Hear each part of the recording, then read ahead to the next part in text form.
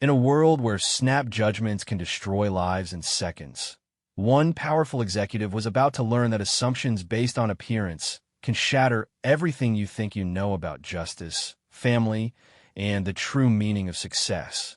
What happened next in that upscale department store would not only change the life of an innocent father forever, but would also force a CEO to confront the ugliest truth about herself and discover that sometimes the people we judge most harshly are the ones who end up teaching us the most profound lessons about humanity.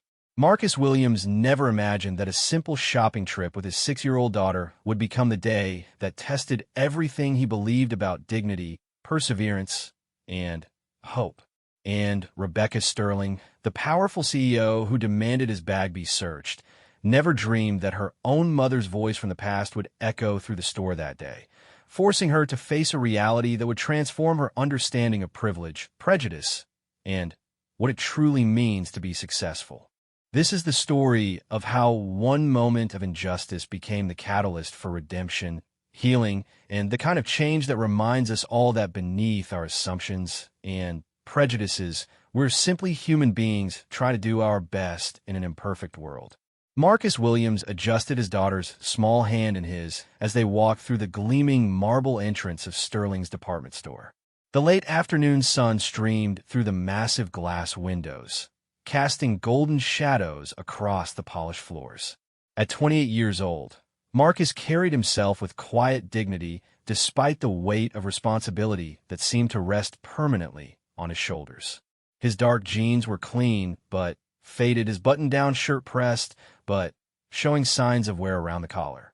In his free hand, he carried a worn leather messenger bag that had belonged to his father. 6-year-old Emma skipped beside him, her pigtails bouncing with each step. She wore her favorite purple dress with small flowers embroidered along the hem, a treasure from the local thrift store that Marcus had carefully mended where the seam had come loose. Her eyes were wide with wonder as she took in the towering displays of expensive merchandise, the crystal chandeliers, and the soft classical music that seemed to float through the air. "Daddy, it's so pretty in here," Emma whispered, her voice filled with awe. "It's like a palace." Marcus smiled down at his daughter, his heart swelling with love and a touch of sadness. He had been saving for 3 months to afford this one special shopping trip. Emma's 7th birthday was approaching, and despite working 2 jobs and carefully budgeting every penny, he wanted to buy her something new, something that didn't come from a secondhand store or garage sale, something that would make her feel special on her big day. The past year had been the hardest of Marcus's life. His wife, Sarah, had died in a car accident when Emma was 5, leaving him to navigate single parenthood while grieving the love of his life. The medical bills from her treatment, followed by funeral expenses, had drained their modest savings. Marcus worked as a security guard at a downtown office building during the night shift, then spent his mornings at a local auto repair shop, helping with oil changes and tire rotations. Between the 2 jobs, he managed to keep their small apartment and put food on the table, but there was rarely anything left over for extras. The children's section of Sterling's was located on the 2nd floor, and as they rode the escalator up, Marcus noticed the way other shoppers glanced at them. Some looks were neutral, others seemed curious, and a few carried an undertone he recognized all too well. He had learned to navigate these spaces carefully, knowing that his presence as a young black man in an upscale store sometimes drew unwanted attention. But this was about Emma, and he pushed those concerns to the back of his mind. The children's department was a wonderland of pastel colors, stuffed animals, and rainbow displays. Emma's eyes immediately locked onto a section of dresses that seemed to shimmer under the bright lights. There were party dresses in every color imaginable, with layers of tulle, sparkly beads, and ribbons that caught the light like jewels. "Can we look at those, Daddy?" Emma asked, pointing toward the display with barely contained excitement. "Of course, sweetheart," Marcus replied, leading her over to the rack. He had done his research online before coming to the store, checking prices and comparing options. He had exactly $85 saved up for Emma's birthday dress, money that represented weeks of bringing lunch from home instead of buying it.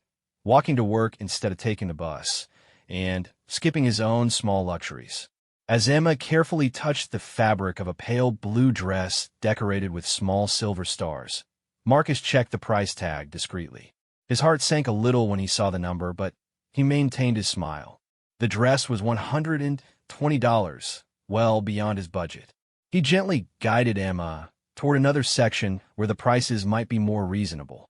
"How about we look at some of these beautiful dresses over here?" he suggested, leading her to a nearby rack.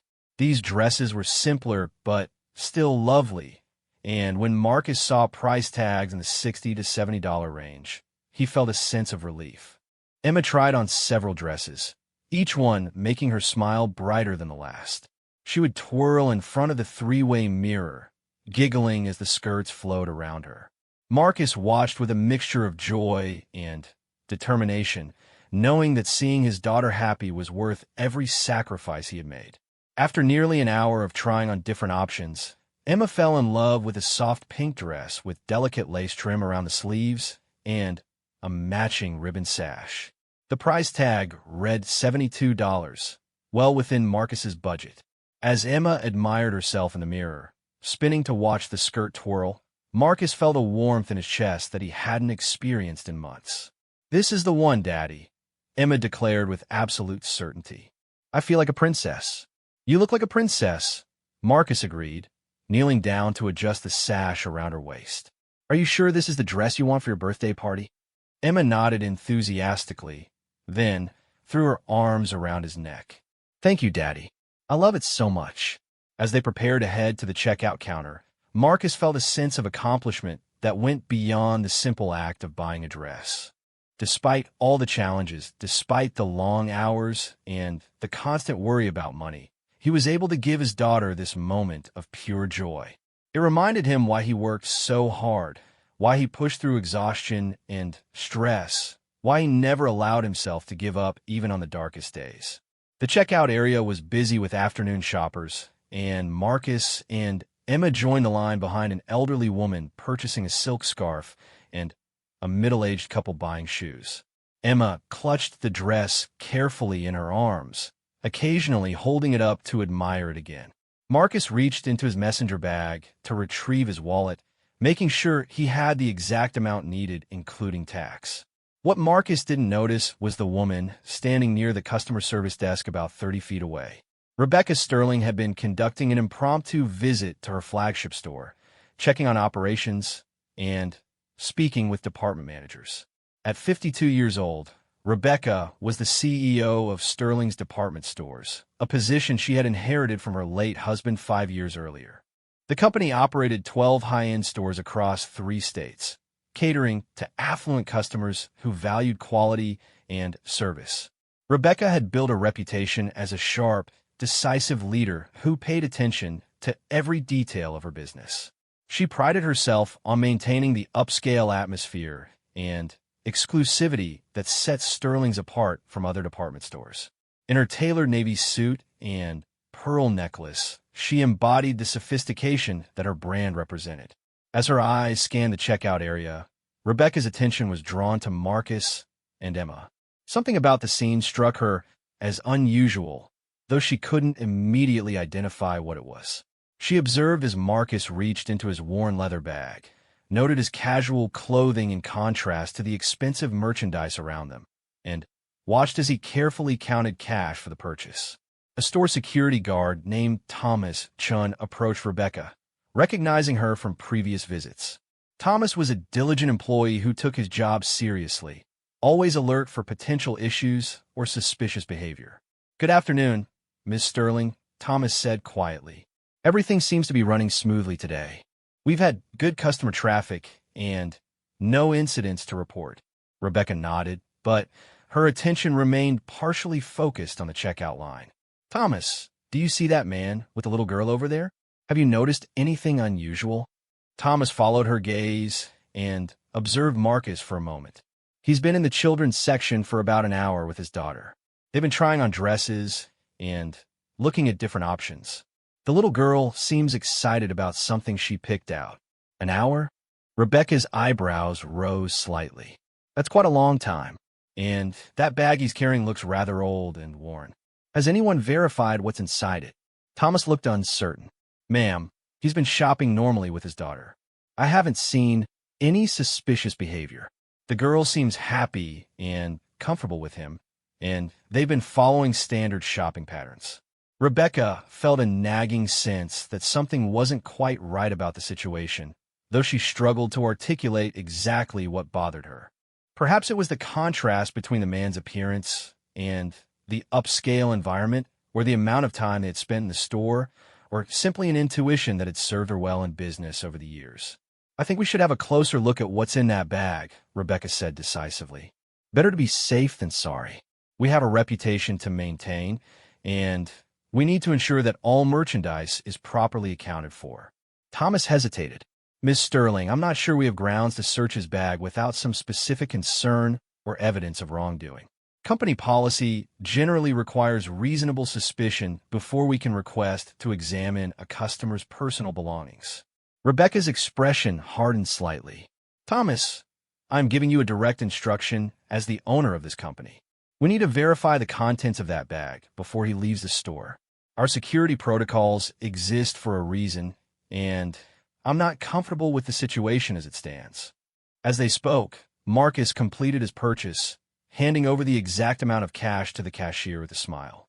Emma bounced beside him, still clutching her new dress with obvious delight.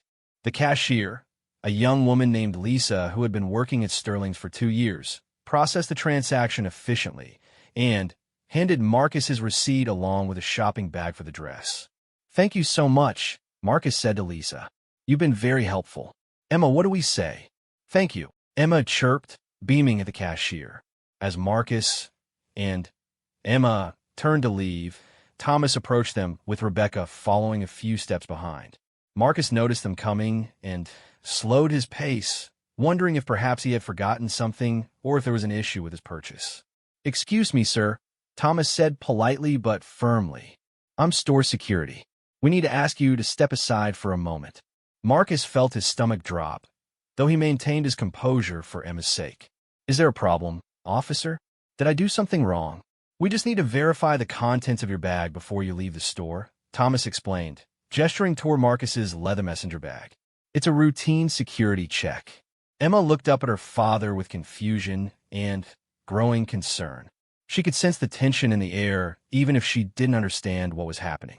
Marcus's jaw tightened as he realized what was being implied, but he knew that cooperation was his best option, especially with his daughter present. I see, Marcus said quietly, his voice steady despite the anger and humiliation building inside him. Of course, I have nothing to hide. Rebecca stepped forward, her presence commanding attention from nearby customers who had begun to notice the commotion. Sir, this is simply a standard security procedure. We appreciate your cooperation.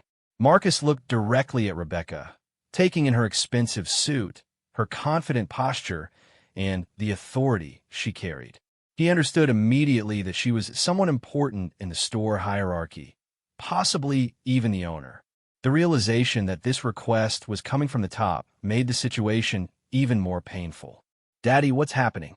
Emma asked in a small voice, moving closer to her father's side. It's okay, sweetheart, Marcus reassured her, placing a protective hand on her shoulder. These people just want to make sure we didn't accidentally take anything that doesn't belong to us. It won't take long.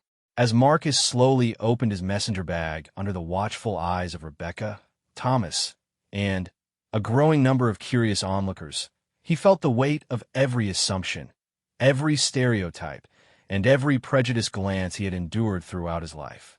This moment crystallized all of his experiences as a young black father trying to provide for his child in a world that often viewed him with suspicion rather than understanding. The bag contained exactly what any father might carry: his wallet, keys, a small pack of tissues, Emma's emergency inhaler for a mild asthma, a few crayons, and a small coloring book to keep her entertained during waits, his work schedule written on a folded piece of paper, and a photograph of Sarah that he always kept with him. There was also the receipt from their purchase, still crisp and new in his hand. As Thomas examined the contents, finding nothing suspicious or out of place, An uncomfortable silence settled over the small group. Rebecca realized that her instincts had been wrong, but the damage of the public accusation had already been done. Other shoppers continued to stare, some whispering among themselves about the scene they had witnessed. Marcus carefully repacked his bag, his hands steady despite the emotions churning inside him. He looked down at Emma, who was now clinging to his leg and looking scared and confused by the attention they were receiving. "Are we in trouble, Daddy?" Emma whispered, her voice trembling slightly. "No, baby," Marcus replied softly, lifting her into his arms. "We're not in trouble. We didn't do anything wrong." The words hung in the air like an accusation, though Marcus had spoken them gently for his daughter's sake. Rebecca felt the impact of his statement and began to understand the gravity of what had just occurred. She had publicly accused an innocent man of theft based on nothing more than his appearance and her own biased assumptions. As the small crowd of onlookers began to disperse, Rebecca found herself face to face with the consequences of her actions. Marcus stood before her with quiet dignity, holding his daughter protectively while meeting her gaze directly. In his eyes, she saw hurt, disappointment, and a strength that reminded her of someone from her own past, though she couldn't immediately place the connection.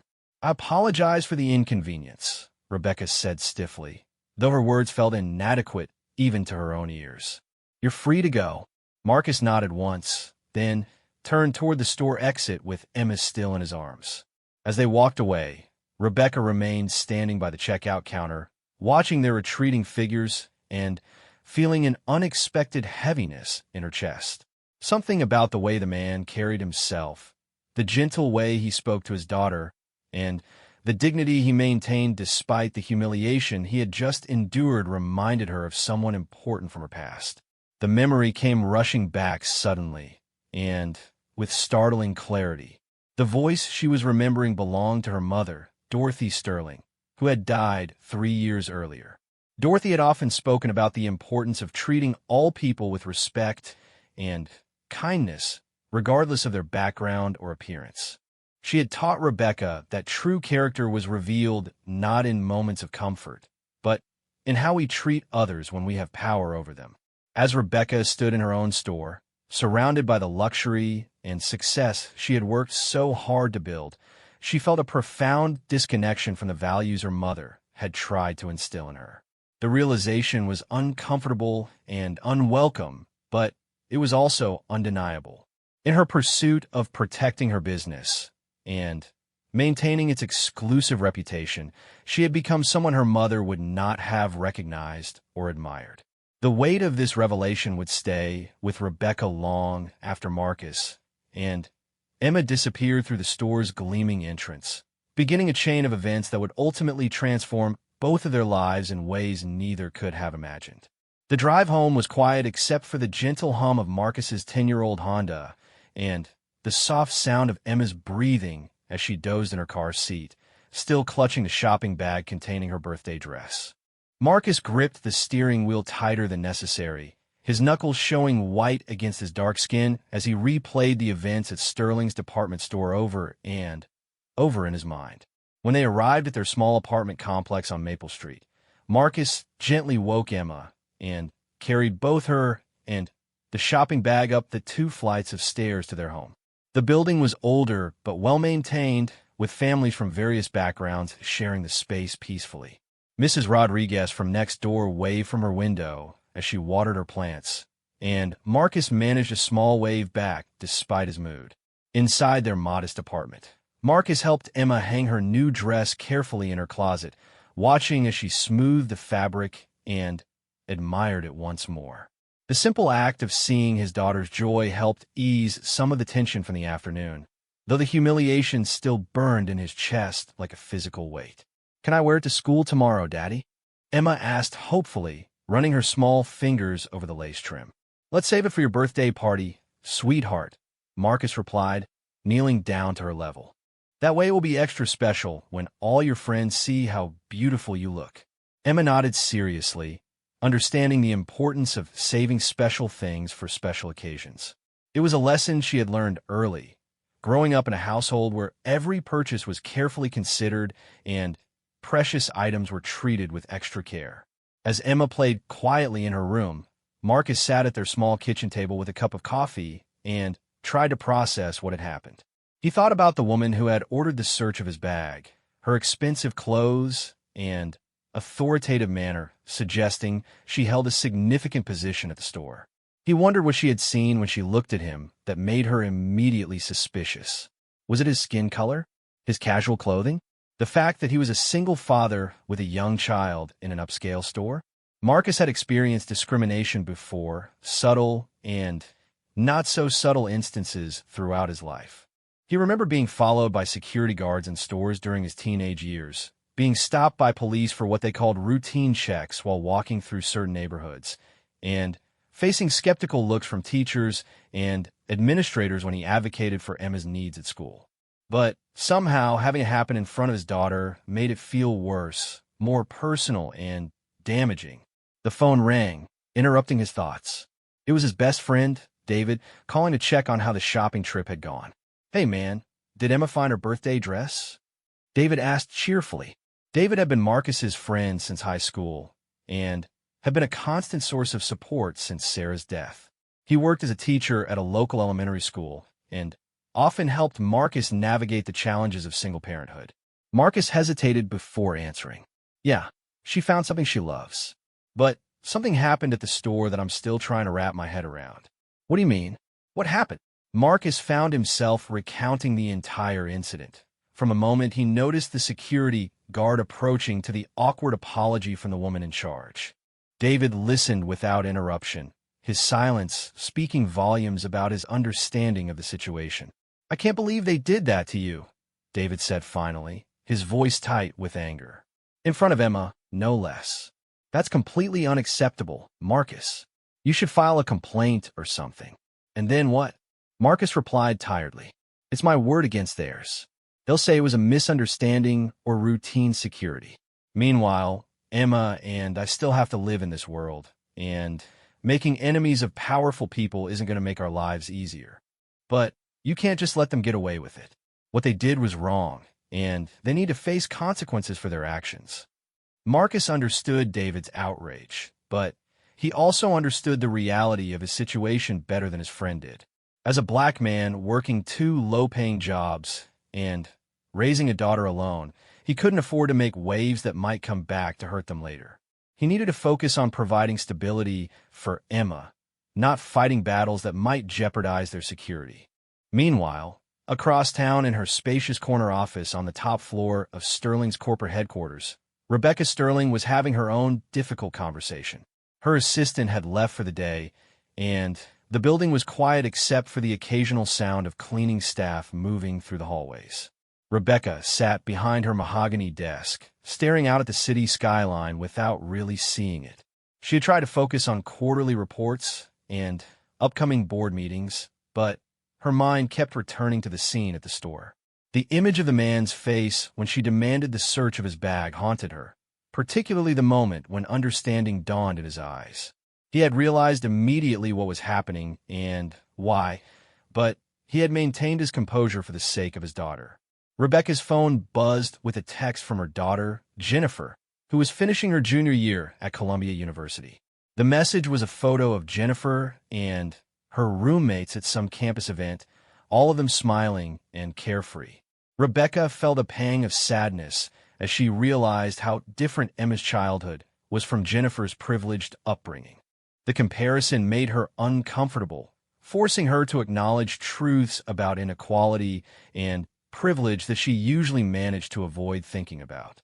Jennifer had grown up in a world where doors opened easily, where her presence was welcomed in any space, where the benefit of the doubt was automatically extended to her. The little girl in the pink dress would grow up in a very different world, one where her father had to protect her from assumptions and prejudices that Jennifer would never have to face. Rebecca's mother, Dorothy, had grown up poor in rural Georgia during the 1940s and 1950s. She had worked as a seamstress in a textile factory before marrying Rebecca's father, a traveling salesman who eventually built a small but successful business selling fabric to clothing manufacturers. Dorothy had never forgotten her humble beginnings, and she had tried to instill in Rebecca an appreciation for hard work and respect for people from all walks of life. Money and success are tools, Rebecca, Dorothy had often said. They're meant to help you build something meaningful, not to separate you from your humanity. The measure of a person isn't what they own, but how they treat others, especially those who have less power than they do. Rebecca had heard these words countless times growing up, but somewhere along the way, as she built her career and accumulated wealth and influence, she had lost sight of their meaning. The demands of running a business, maintaining profitability, and protecting her company's reputation had gradually eroded her connection to the values her mother had taught her. The irony wasn't lost on her that Sterling's department store had been built on the foundation of her parents' modest fabric business. Her father had expanded into retail after years of selling to manufacturers, eventually opening the first Sterling store when Rebecca was in college. The business had grown steadily over the years, particularly after Rebecca took over operations following her father's retirement. When Rebecca married Charles Sterling, heir to a small department store chain, the combination of their businesses had created the current Sterling's empire. Charles had died of a heart attack 5 years ago, leaving Rebecca to run the company alone. Since then, she had focused intensely on growth and expansion, perhaps using work as a way to avoid dealing with her grief and loneliness. But success had come with a cost. Rebecca realized that she had become increasingly isolated from the real experiences of ordinary people. Her social circle consisted almost entirely of other wealthy business owners, politicians, and society figures. She lived in a gated community, shopped at exclusive boutiques, and moved through the world in ways that insulated her from the struggles and challenges that most people face daily. The incident with Marcus and Emma had cracked that insulation, forcing her to confront the person she had become. She thought about how her mother would have reacted to the situation. Dorothy would have been horrified by Rebecca's actions and ashamed that her daughter had used her position of power to humiliate an innocent man and frightened his child. Rebecca's phone rang, jarring her from her thoughts. It was Thomas Chun, the security guard from the store, calling to follow up on the afternoon's events. "Ms. Sterling, I wanted to check in about what happened today," Thomas said. "I've been thinking about the situation, and I'm concerned that we may have handled it incorrectly." "What do you mean, Thomas?" "Well, looking back at it objectively, we really didn't have any solid reason to suspect that customer of wrongdoing. He was shopping normally with his daughter. He paid for his purchase with cash, and he cooperated fully when we requested to search his bag. Our security protocols typically require some sort of suspicious behavior or evidence before we conduct that kind of search." Rebecca felt a knot forming in her stomach. "Are you saying you think we were wrong to search his bag?" "I'm saying that if I had to document the incident in a report, I would have difficulty justifying our actions based on company policy. The customer followed normal shopping patterns, made a legitimate purchase, and displayed no suspicious behavior. Our search was based more on general appearance and assumptions than on any concrete evidence of wrongdoing." The weight of Thomas's words settled heavily on Rebecca's shoulders. As someone trained in security and loss prevention, Thomas understood the legal and ethical guidelines that govern their actions. His assessment confirmed what Rebecca had begun to suspect. They had violated their own policies and possibly violated the customer's rights. "What would you recommend we do about this situation, Thomas?" "Honestly, Ms. Sterling, I think we should reach out to the customer and offer a formal apology. We should also review our security protocols to ensure this type of situation doesn't happen again. If he decides to file a complaint or pursue legal action, our position would be very difficult to defend." After ending the call, Rebecca sat alone in her office as the sun set over the city. The building around her was quiet now, most employees having gone home to their families. She thought about Marcus going home to his daughter, explaining what had happened in the store, trying to help a 6-year-old understand why they had been treated with suspicion and suspicion. Rebecca realized that she didn't even know the man's name. In her arrogance and prejudice, she had reduced him to a threat to be neutralized rather than seeing him as an individual with his own story, struggles, and dignity. She had failed to see him as someone's son, someone's father, someone deserving of basic respect and courtesy. The memory of her mother's voice grew stronger as the evening wore on. Dorothy had often told stories about her own experiences with prejudice and discrimination, times when people had judged her based on her accent, her clothing, or her background. She had taught Rebecca that dignity was something that belonged to every human being, regardless of their circumstances, and that those with power and privilege had a special responsibility to protect that dignity rather than assault it. The way you treat someone who can't benefit you says everything about who you really are, Dorothy had said more than once. Character is what you do when no one important is watching. But people have been watching that afternoon in the store. Customers, employees, and, most importantly, a 6-year-old girl who had witnessed her father being humiliated for no reason other than existing in a space where someone in power decided he didn't belong. Rebecca made a decision that surprised even herself. She reached for her phone and called Thomas back. "Thomas, I need you to help me find contact information for the customer from this afternoon. I want to reach out to him personally." "Miss Sterling, are you sure that's wise?" Sometimes these situations are better handled through official channels or legal representatives. "No, this needs to be personal. What we did was personal, and my response needs to be personal too. Can you pull the transaction record from his purchase and see if we have any contact information?" Thomas agreed to help, though Rebecca could hear the uncertainty in his voice. After they hung up, Rebecca sat back in her chair and wondered what she would say to Marcus when she found him. How do you apologize for reducing someone to a stereotype? How do you explain that your prejudices had temporarily overridden your humanity? As she prepared to leave the office, Rebecca caught sight of a framed photo on her desk showing her with her mother at the grand opening of the third Sterling store.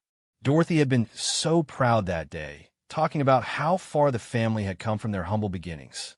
She had also made a point of thanking every employee personally, from the store managers to the cleaning staff, telling them that their work mattered and that they were valued. "Never forget where you came from, Rebecca," Dorothy had said that day. "Success is a gift that's meant to be shared, not hoarded. Use it to lift others up, not to build walls between yourself and the rest of the world." Rebecca realized that somewhere along the way, she had built exactly those kinds of walls. Her wealth, success, and social position had created barriers between herself and the experiences of ordinary people. Those barriers had allowed her prejudices to flourish unchallenged, leading directly to the shameful incident that afternoon. As she drove home to her empty mansion in the hills overlooking the city, Rebecca made a commitment to herself and to the memory of her mother. She would find Marcus and his daughter, and she would make this right whatever it took. She would use this moment not as an ending, but as a beginning of something better, something that would honor the values Dorothy had tried to teach her.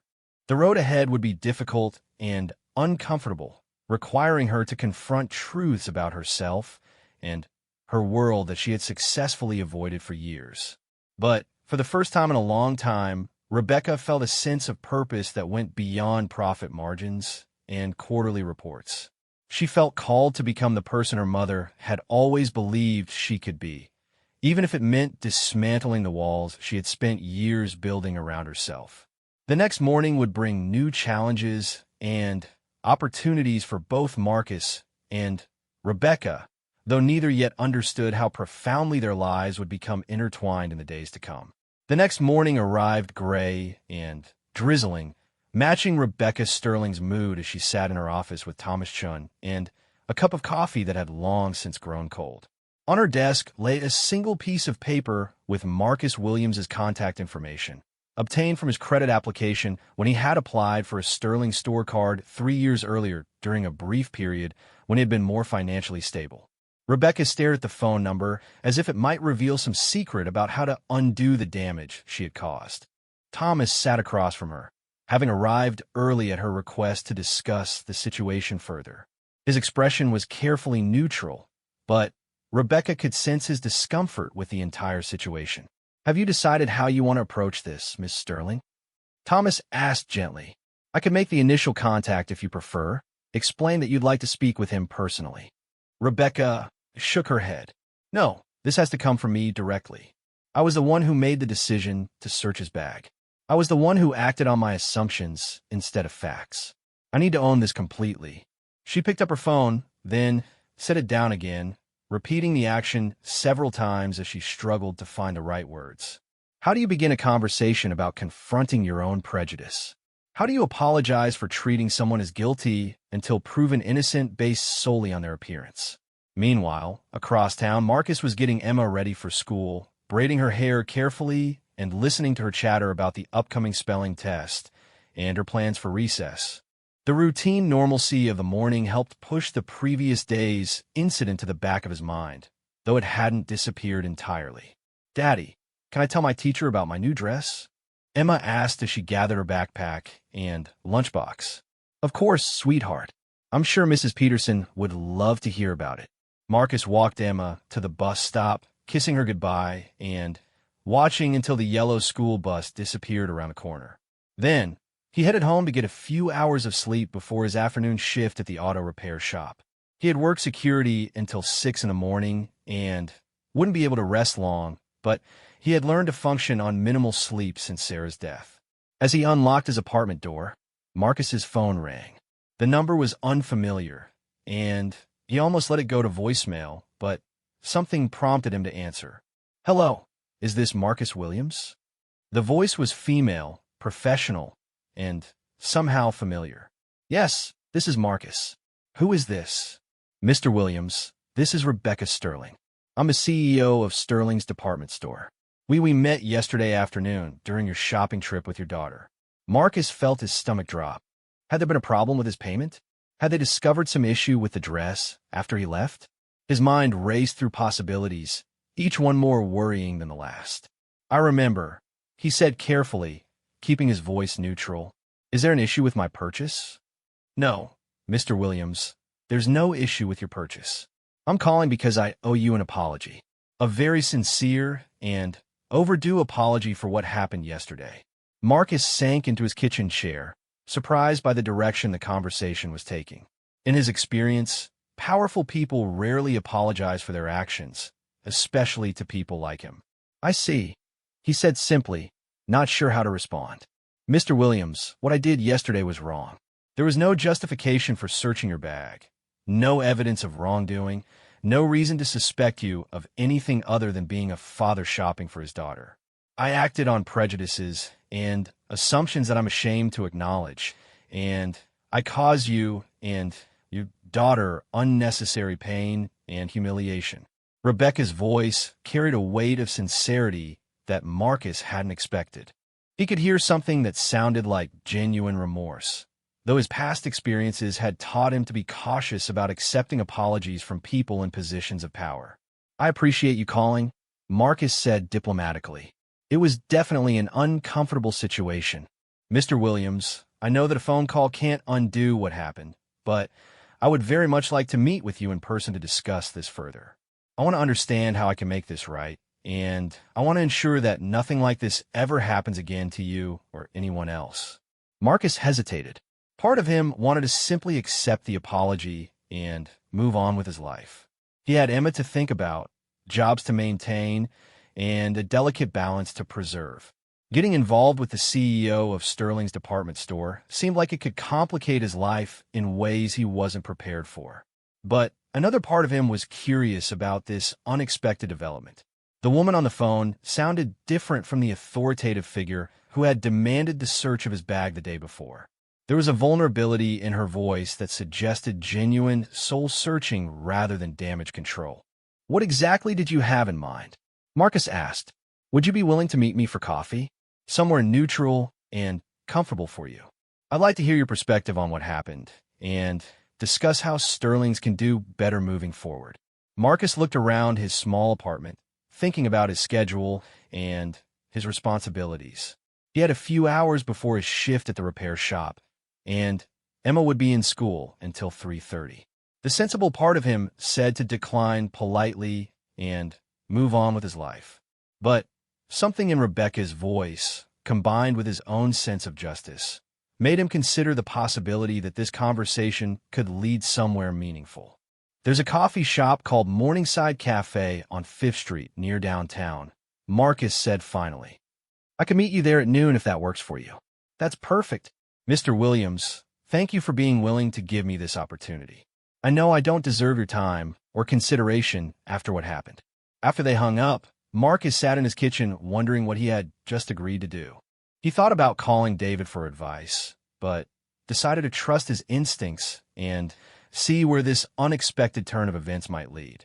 Rebecca arrived at Morningside Cafe 15 minutes early, wanting to familiarize herself with the environment and ensure she had chosen a good table for their conversation.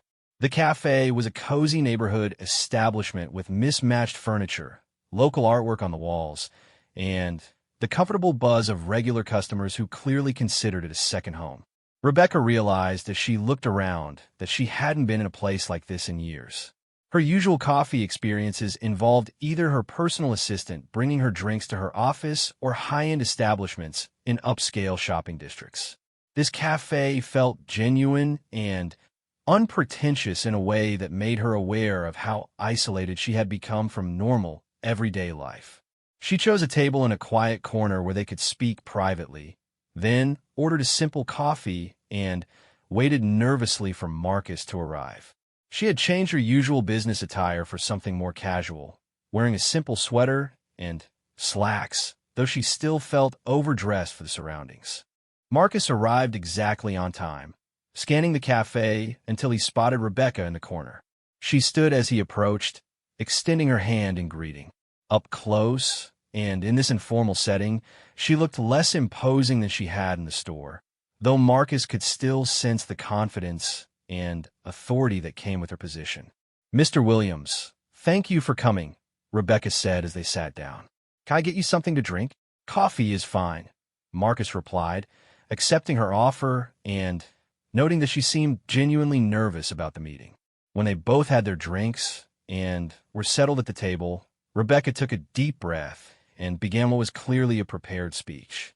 Mr. Williams, I've been thinking about what happened yesterday since the moment you left the store, and I've come to some very uncomfortable realizations about myself and my behavior. What I did to you and your daughter was inexcusable, and it was based entirely on prejudiced assumptions that I'm ashamed to acknowledge. Marcus listened without interrupting, studying Rebecca's face for signs that this was rehearsed corporate damage control rather than genuine remorse. I want you to know that I understand the impact of my actions went far beyond simple inconvenience. I humiliated you in public, frightened your daughter, and treated you as guilty of something you hadn't done based solely on my biased perceptions. I violated your dignity as a human being, and I failed to see you as an individual with your own story and struggles. What made you suspicious of me? Marcus asked quietly. I keep trying to understand what I did that seemed threatening or concerning. Rebecca's cheeks flushed with embarrassment. Honestly, nothing that would hold up under any reasonable scrutiny. You were a black man in an upscale store. You were there longer than I thought was typical. You were paying with cash instead of credit card, and you were carrying an older bag. That's it. That's the entire basis for my decision to search your belongings. The honesty of her admission surprised Marcus. He had expected deflection or rationalization, not such a direct acknowledgement of the prejudices that had driven her actions. So you're saying it was racial profiling, Marcus said, making it a statement rather than a question. Yes, Rebecca replied without hesitation. It was racial profiling, and it was wrong, and I have no excuse for it. I've spent my entire adult life telling myself that I'm not prejudiced, that I judge people as individuals, that I treat everyone equally.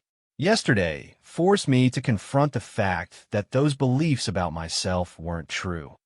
Marcus appreciated her directness, but he also felt the need to help her understand the broader impact of what had occurred. Ms. Sterling, can I ask you something? Of course. Please call me Rebecca. Rebecca, do you have children? I have a daughter, Jennifer. She's 20 years old and in college at Columbia. When Jennifer was 6 years old, did you ever worry about her being profiled or treated with suspicion in stores? Did you ever have to prepare her for the possibility that people might assume bad things about her based on her appearance? Rebecca's eyes filled with tears as she grasped the implications of his questions. No, I never had to think about any of those things. Jennifer has always moved through the world with the assumption that she belongs wherever she is, that people will treat her fairly and give her the benefit of the doubt. Emma is 6 years old. Marcus continued gently. Yesterday was probably the first time she experienced what it feels like to be viewed with suspicion, to see her father treated as a potential criminal for no reason other than existing in a space where someone decided he didn't belong. That's something she'll carry with her now, awareness she didn't have before about how the world might see her and her family.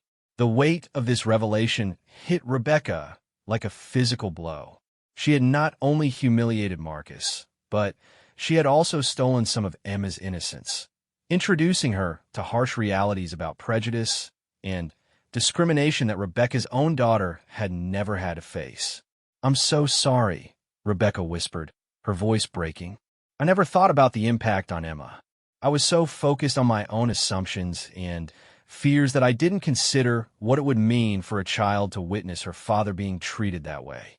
Emma asked me that night if we were in trouble, if we had done something wrong. I had to explain to a 6-year-old that sometimes people make unfair judgments about other people, and that it wasn't her fault or my fault, but it was something she needed to be aware of as she grows up." Marcus's voice remained gentle, but firm as he helped Rebecca understand the full scope of the damage her actions had caused. He could see that she was genuinely struggling with the realization of how her prejudices had affected an innocent child. "What can I do?" Rebecca asked desperately. "How can I make this right? How can I ensure that Emma doesn't grow up thinking that what happened to you was normal or acceptable?" "I appreciate that you want to make things right," Marcus said carefully, "but this isn't something that can be fixed with a gesture or a donation or a public statement. This is about examining systems and assumptions and changing how things work, not just apologizing for how they worked yesterday." Rebecca nodded, understanding that Marcus was offering her an opportunity to engage in real change rather than superficial damage control. "Tell me about your store's security protocols," Marcus continued. "Tell me about how employees are trained, how decisions are made about who to watch or search, how you ensure that people's dignity is protected." For the next hour, Rebecca found herself in the most honest conversation she had had in years.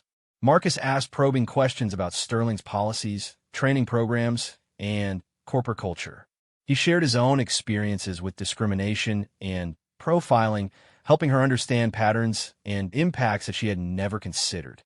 As their conversation progressed, Rebecca began to see Marcus not as the threat she had perceived the day before, but as an intelligent, thoughtful man who had insights that could help her company become better.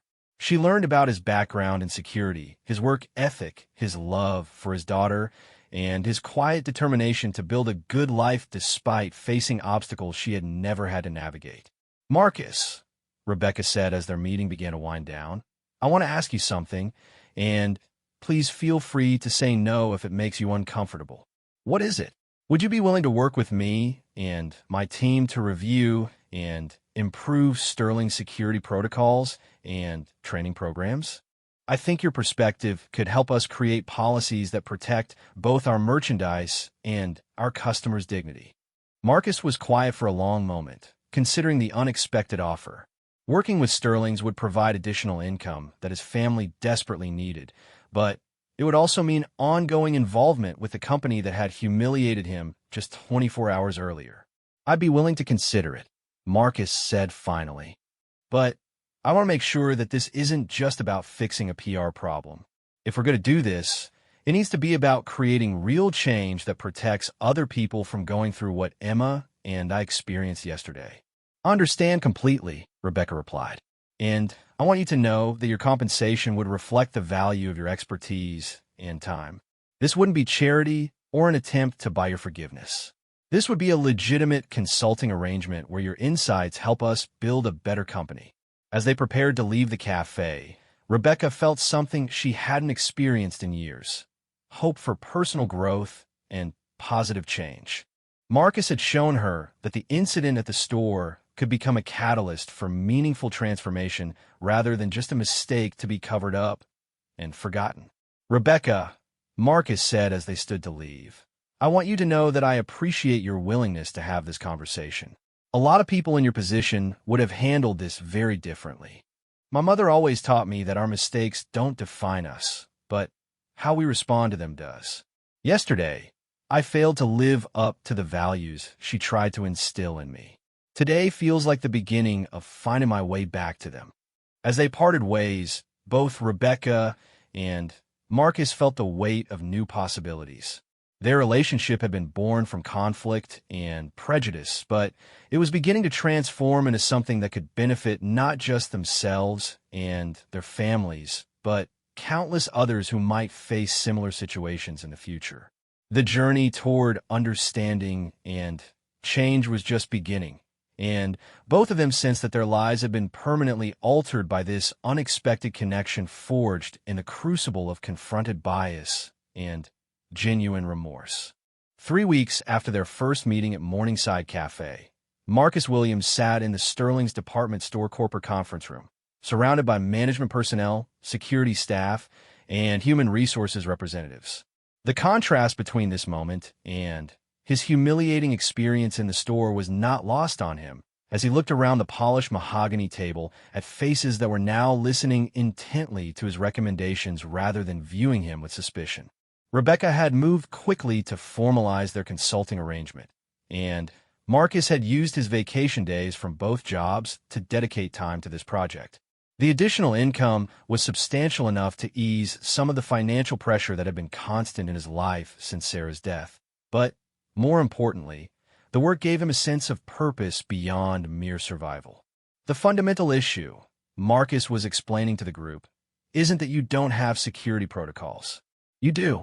The problem is that those protocols are being interpreted and applied through the lens of unconscious bias, which means they affect different customers in dramatically different ways." Thomas Chun, the security guard who had approached Marcus that first day, nodded thoughtfully. Over the past weeks, Thomas had become one of Marcus's strongest allies in the process, acknowledging his own role in the incident and expressing genuine commitment to preventing future occurrences. "Can you give us specific examples of how this plays out?" asked Janet Morrison, the director of human resources. She was a woman in her 50s who had been with Sterling's for over a decade and initially seemed skeptical of the entire initiative. Marcus pulled out a folder containing research he had compiled by observing customer interactions at multiple Sterling's locations over the past 2 weeks. Rebecca had given him access to all the stores and encouraged him to conduct a comprehensive assessment. "I spent time observing customer behavior and security response patterns," Marcus began. "Here's what I found. When affluent-appearing customers spend extended time browsing, try on multiple items, or pay with cash, these behaviors are interpreted as normal shopping patterns. When customers who appear to be from lower socioeconomic backgrounds engage in identical behaviors, they're more likely to be monitored closely or flagged as potentially suspicious." He opened his folder and pulled out detailed observation notes. "For example, last Tuesday, at the downtown location, I watched a well-dressed white woman spend 90 minutes in the jewelry section, trying on various pieces while her teenage daughter became restless and wandered around nearby departments. No security attention whatsoever. 2 days later, a young Hispanic mother spent 45 minutes in the children's section with her toddler, comparing prices and examining quality, and she was approached twice by security asking if they could help her find something specific. The room was quiet as the implications of Marcus's observations sank in. Rebecca, who had been taking detailed notes throughout the meeting, looked up with a troubled expression. "These patterns suggest that our security team is making assumptions based on appearance rather than behavior," she said. "How do we address this systematically?" Marcus had anticipated this question and had prepared specific recommendations. "We need to implement what I call blind behavior monitoring. Instead of focusing on who is engaging in certain behaviors, we need to create objective criteria for what constitutes suspicious activity and apply those criteria consistently regardless of the customer's appearance, age, race, or perceived economic status. He handed out copies of a protocol he had developed. For instance, suspicious behavior might include attempting to remove security tags, concealing merchandise, coordinating with others to distract staff, or exhibiting nervous behavior when approached by employees. Extended browsing, trying on multiple items, asking detailed questions about products, or paying with cash should never be considered suspicious behaviors regardless of who is engaging in them. Dr. Patricia Williams, a diversity and inclusion consultant Rebecca had hired to work alongside Marcus, spoke up from her seat at the far end of the table. Marcus's observations align with research showing that unconscious bias affects decision-making in retail environments across the industry. The key is creating systems that minimize the role of subjective judgment in security decisions. Over the following hour, the group worked through Marcus's recommendations point by point. He had proposed mandatory bias training for all employees, revised security protocols that emphasize behavior over appearance, regular auditing of security interactions to identify patterns of disparate treatment, and the establishment of a customer advocacy process for addressing discrimination complaints. "There's one more element I want to propose," Marcus said as the formal meeting began to wrap up. "I think Sterling's should consider establishing a community outreach program that builds relationships with diverse customer communities. Right now, many people from my neighborhood view Sterling's as an exclusive space where they're not welcome. That perception isn't going to change overnight, but it could change over time with intentional effort." Rebecca leaned forward, interested. "What would that look like in practice?" "Partnerships with local schools, community centers, and organizations that serve underrepresented populations. Fashion shows featuring diverse models, financial literacy workshops, scholarship programs, job fairs that actively recruit from diverse communities. The goal would be to transform Sterling's from a space that feels exclusionary to one that feels welcoming and inclusive." As the meeting concluded, Rebecca asked Marcus to stay behind for a private conversation. When the conference room had cleared, she moved to the chair next to him rather than maintaining the formal distance of her position at the head of the table. "Marcus, I want you to know how grateful I am for the work you've done over the past few weeks," she began. "Your insights have opened my eyes to problems I never recognized, and your solutions are practical and actionable. But I also want to check in with you personally. This can't have been easy, spending so much time in the company of people who treated you badly." Marcus appreciated her concern, but he had been prepared for the emotional challenges of this work. "It hasn't been easy," he admitted, "but it's been worthwhile. If what we're doing here prevents other families from going through what Emma and I experienced, then it's time well spent. How is Emma doing? I know that day affected her too." Marcus smiled, thinking of his daughter. "She's resilient. Kids often are. But she has been asking more questions about fairness and why people sometimes treat others differently. It's opened up conversations I wasn't expecting to have with a 6-year-old. I'd like to meet her, if you're comfortable with that," Rebecca said carefully. "Not for any business purpose, but because I feel I owe her an apology as much as I owed you one." Marcus considered this request. He had been protective of Emma's exposure to the aftermath of the incident, wanting to shield her from adult complexities she shouldn't have to navigate. But he also recognized that a sincere apology from Rebecca might help Emma understand that what happened wasn't normal or acceptable. "Let me think about it," Marcus said. "If we do arrange something, it would need to be in a comfortable setting for her, maybe something fun that doesn't feel heavy or serious. Of course, whatever feels right for both of you." As they prepared to leave the conference room, Rebecca had one more question. "Marcus, can I ask you something personal? What drives you to do this work? You could have taken the apology, maybe accepted some compensation, and moved on with your life. Instead, you've chosen to invest significant time and energy in helping us change. Why?" Marcus was quiet for a moment, thinking about how to articulate something he felt deeply but had never fully expressed. "My wife Sarah used to say that we can't control what happens to us, but We can control what we do with what happens to us. What you did to Emma and me was wrong, but it also created an opportunity to make sure it doesn't happen to other people. Sarah would have wanted me to take that opportunity. She sounds like she was an amazing person. She was. She believed that everyone has the capacity to grow and change, and that our job is to create conditions that make growth possible rather than shutting people down when they make mistakes. You made a serious mistake, but you also showed the courage to confront it and try to do better. Sarah would have respected that. That evening, Marcus picked up Emma from the after-school program and took her out for pizza at their favorite neighborhood restaurant. As they shared a pepperoni pizza and Emma told him about her day, Marcus reflected on how much his life had changed in just a few weeks. The consulting work with Sterling's was temporary, but it had already opened doors to other opportunities. Dr. Williams had connected him with several organizations looking for diversity and inclusion consultants, and Rebecca had provided professional references that had led to interviews for security management positions with significantly higher salaries than his current jobs. More importantly, the work had given Marcus a sense that his experiences, however painful, could be channeled into meaningful change. Instead of being simply a victim of discrimination, he was becoming an agent of transformation, using his insights to create systems that would protect others from similar treatment. "Daddy, can I ask you something?" Emma said as they finished their pizza. "Of course, sweetheart. What's on your mind?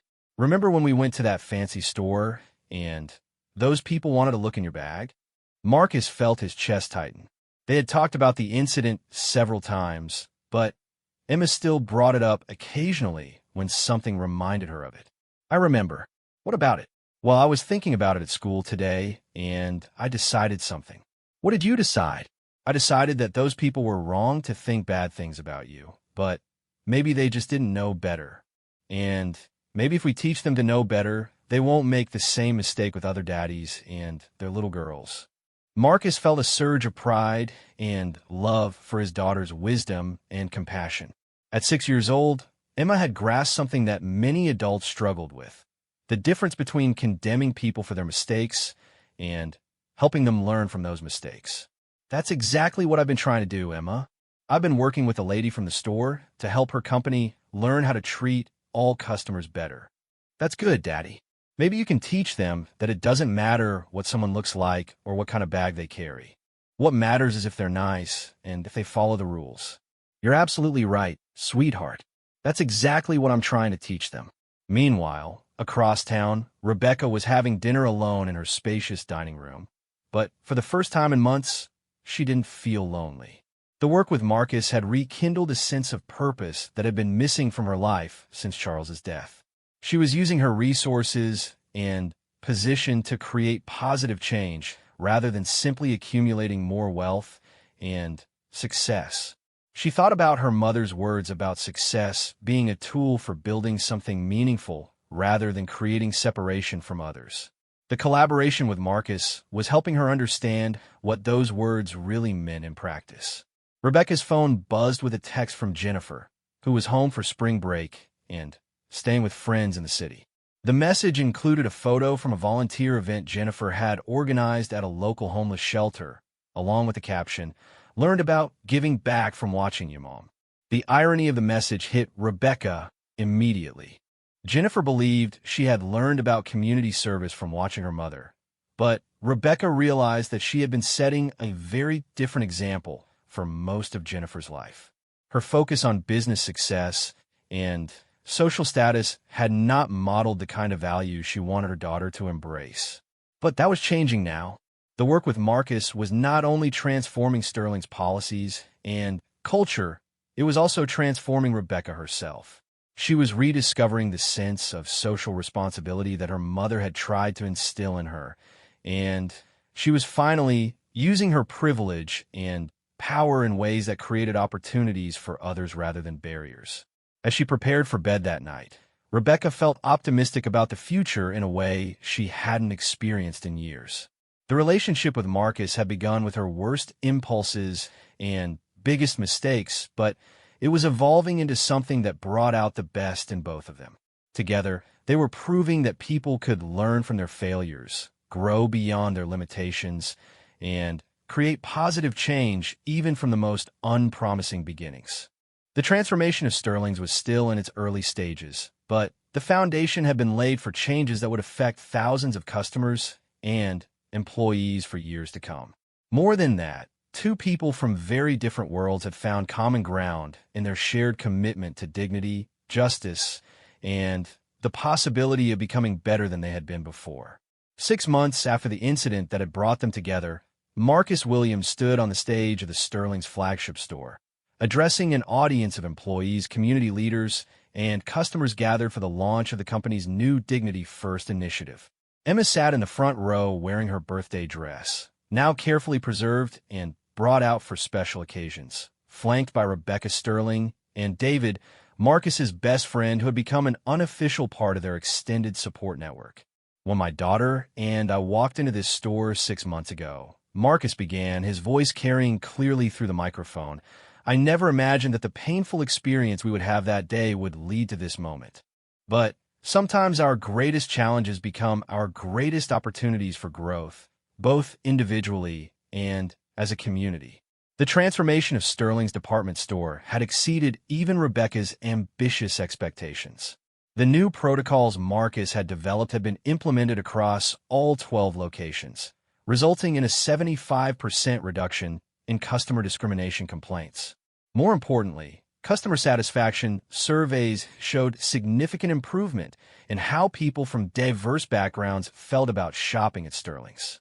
The Dignity First initiative encompassed everything Marcus had originally proposed, and more.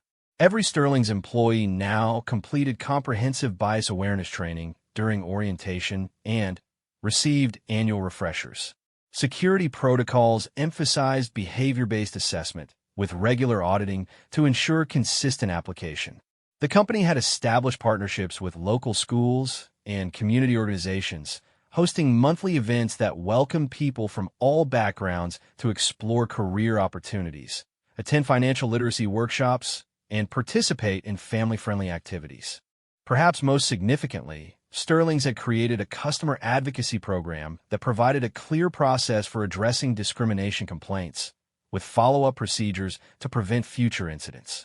Rebecca had insisted that this program be led by external community representatives rather than company employees, ensuring independence and credibility.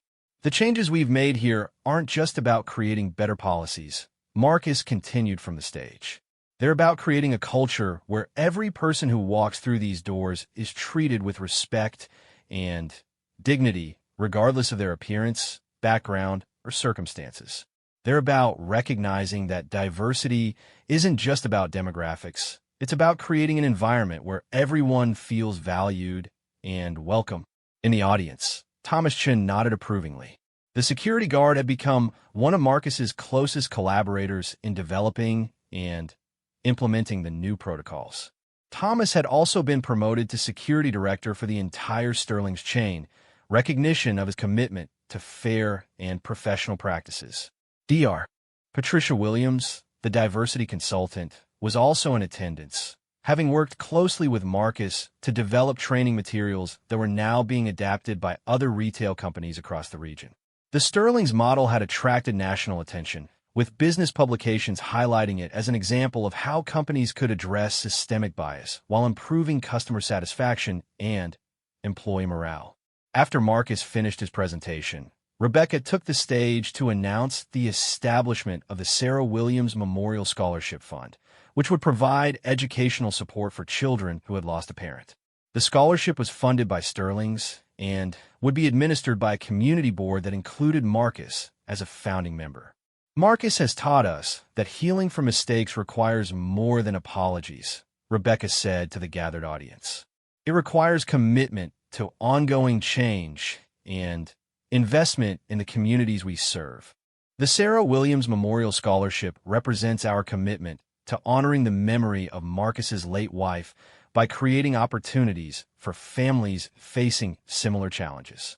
As Rebecca spoke, Marcus felt a complex mix of emotions. The mention of Sarah's name in this context brought both sadness and a profound sense that something meaningful had emerged from loss and pain. Sarah would have been proud of what they had accomplished, but more than that, she would have been proud of the way they had accomplished it through honest conversation, mutual respect, and shared commitment to justice. After the formal presentation, the crowd dispersed to explore the store and participate in various activities that had been organized for the event. Emma immediately ran to Marcus, wrapping her arms around his waist with excitement. "Daddy, you were amazing up there," she exclaimed. "Everyone was listening so carefully to what you said. What did you think of the presentation, sweetheart? I liked when you talked about making sure all kids feel welcome in stores. And I really liked when Rebecca talked about the scholarship for kids like me who don't have mommies anymore." Marcus knelt down to Emma's eye level. Over the past months, as his involvement with Sterling's had deepened, Emma had gradually come to understand more about the work he was doing and why it mattered. She had also formed an unexpected friendship with Rebecca, who had kept her promise to apologize to Emma in a child-appropriate way. "Emma, do you remember what happened when we first came to this store?" "I remember, but I also remember that Ms. Rebecca said she was sorry and that she wanted to make things better for other families. And what do you think about that?" Emma considered the question with the seriousness that she brought to important matters. "I think people should get chances to fix their mistakes if they really want to. Ms. Rebecca really wanted to fix her mistake, so she should get the chance." The wisdom and forgiveness in his daughter's response never failed to amaze Marcus. Emma had experienced injustice, but had not allowed it to make her bitter or fearful. Instead, she had embraced the possibility of positive change and formed genuine affection for the person who had initially wronged them. Rebecca approached them, having finished her conversations with various community leaders and store managers. She had developed a warm relationship with Emma over the months, occasionally joining them for casual dinners or attending Emma's school events when Marcus needed support. "Emma, you looked so grown up sitting in the front row during the presentation," Rebecca said with a smile. "I was proud to have you there representing the families we're working to serve better." "Ms. Rebecca, can I see the scholarship sign again?" Emma asked. The memorial plaque for the Sarah Williams Memorial Scholarship had been unveiled during the ceremony, featuring a photo of Sarah that Marcus had provided along with a description of the scholarship's mission. They walked together to the customer service area where the plaque had been installed. Emma studied the photograph of her mother, a professional headshot that captured Sarah's warm smile and kind eyes. "Daddy, do you think Mommy would be proud of what we did here?" Marcus felt his throat tighten with emotion. "I think Mommy would be very proud, sweetheart. She always believed that good things could come from difficult experiences if we were willing to work hard and treat people with kindness. Even people who aren't kind to us first. Especially people who aren't kind to us first. Sometimes those are the people who need kindness the most." Rebecca listened to this exchange with deep emotion, understanding that she had been the person who wasn't kind first and had received kindness in return. The generosity of spirit that Marcus and Emma had shown her continued to humble and inspire her. As the evening progressed and the store gradually emptied, Rebecca, Marcus, and Emma found themselves sitting together in the cafe area that had been added to the store as part of the renovation. The space was designed to be welcoming and inclusive, with comfortable seating, children's books, and artwork from local artists representing diverse communities. "Marcus, I want you to know that this partnership has changed my life in ways I never expected," Rebecca said as they shared coffee and hot chocolate. "6 months ago, I thought success meant protecting what I had built and maintaining distance from problems that didn't directly affect me. Now I understand that real success means using what you have to create opportunities for others." "You've changed our lives too," Marcus replied. "Not just financially, although the security and opportunities you've created have been life-changing for Emma and me. But you've also restored my faith that people can grow beyond their mistakes and that even painful experiences can lead to positive outcomes." They sat quietly for a moment, watching Emma color in a book at the small children's table that had been set up nearby. The store around them was transformed from the space where their relationship had begun so badly. The harsh lighting had been softened, The atmosphere was more welcoming, and the staff had been trained to approach all customers with warmth and respect. "I have something I want to discuss with both of you," Rebecca said carefully. "Marcus, the work you've done here has been extraordinary, and I'd like to offer you a permanent position as Director of Community Relations and Equity for Sterling's. It would involve overseeing all our diversity and inclusion initiatives, managing community partnerships, and ensuring that our policies continue to evolve and improve." Marcus was surprised by the offer, though he had suspected that his temporary consulting arrangement might lead to something more permanent. The position would pay significantly more than his two current jobs combined, and would allow him to focus on work that felt meaningful rather than simply necessary for survival. "What would that mean for our current arrangement?" Marcus asked. "I want to make sure there are clear boundaries between our professional relationship and our personal friendship." "That's exactly why I wanted to discuss this with both of you present," Rebecca replied. "The professional relationship would be just that, professional, with clear job responsibilities, performance expectations, and reporting structures. Our personal friendship would be separate and valued for its own sake, not as an extension of the business relationship." Emma looked up from her coloring book, having been listening to the adult conversation with interest. "Daddy, does this mean you wouldn't have to work two jobs anymore?" "It might mean that, sweetheart. What do you think about Daddy working here at Ms. Rebecca's stores?" "I think it's good because you could help make sure other kids don't get scared like I did that first day. And maybe you wouldn't be so tired all the time." The practical wisdom of Emma's observation struck both adults. Marcus had been exhausted for so long that he had almost forgotten what it felt like to have energy for anything beyond basic survival. The opportunity to work in a field he was passionate about, with adequate compensation and reasonable hours, would transform their quality of life immeasurably. "I'd like to accept the position," Marcus said to Rebecca, "but I want to establish some conditions. First, I want regular community oversight of all diversity and inclusion initiatives with the authority to modify programs based on community feedback. Second, I want to ensure that these initiatives don't become just public relations exercises, but continue to create real change in how Sterling's operates." "Agreed on both counts," Rebecca replied immediately. "I want someone in this role who will challenge us to keep improving, not someone who will tell us what we want to hear." As they finalized the details of Marcus's new position, Emma finished her coloring and brought the picture over to show them. She had drawn a store with people of different colors and sizes walking through the doors together, all of them smiling and holding hands. "This is what I think stores should look like," Emma announced proudly. "Everyone together and everyone happy." Rebecca and Marcus exchanged a look of shared understanding. Emma's drawing captured exactly what they had been working to create, a space where diversity was not just tolerated but celebrated, where differences in appearance, background, and circumstances didn't create barriers but instead contributed to a richer community experience.